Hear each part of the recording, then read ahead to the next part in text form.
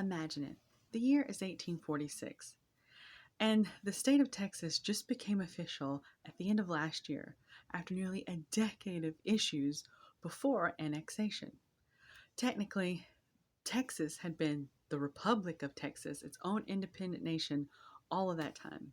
Many of the Anglo Saxon citizens of the Republic of Texas were actually American citizens who had moved to Texas during the annexation and after they had become a republic separate from Mexico.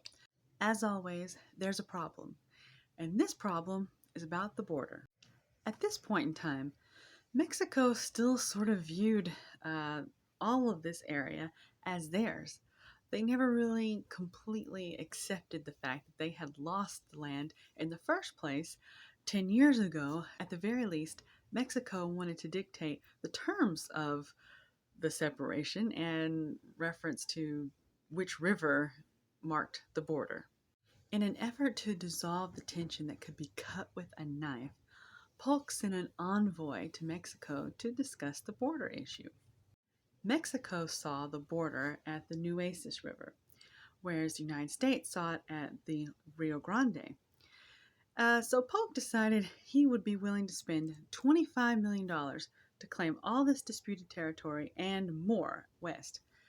That would be the equivalent of about $778 million today. Let's just say the offer was not accepted with open arms. In fact, at this point, Mexico told us to get out. And when the envoy continued on to the Rio Grande anyway, Mexico saw that as a threat and therefore attacked. This prompted President Polk to go to Congress and ask for a declaration of war in April, and war was officially declared in May. Remember the Major General who helped in the Aroostook War? Well, he's back.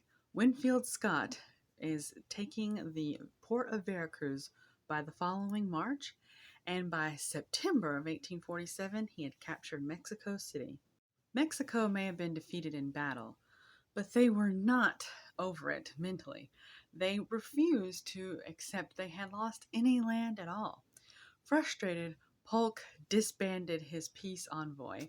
Negotiator Nicholas Trist sort of pretended like he never got the message and just continued to work towards putting an end to the war anyway.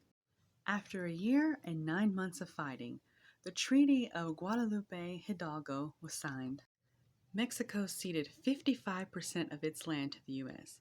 That includes some or all of present-day California, Nevada, Utah, New Mexico, Arizona, Colorado, Oklahoma, Kansas City, and Wyoming for the low, low price of $15 million. While that seems like a big drop for Mexico, considering what the previous offer was, the U.S. also canceled the debt they owed us previously to the tune of $3.2 million.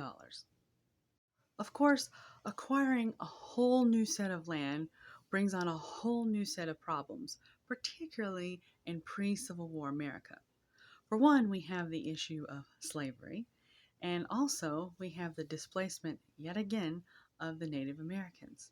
The new territory added about as much new land to the U.S. as the Louisiana Purchase did, in total of about 525 million square miles. For more information about how the Mexican-American War impacted the presidency of Polk, please check out the episode on his tenure.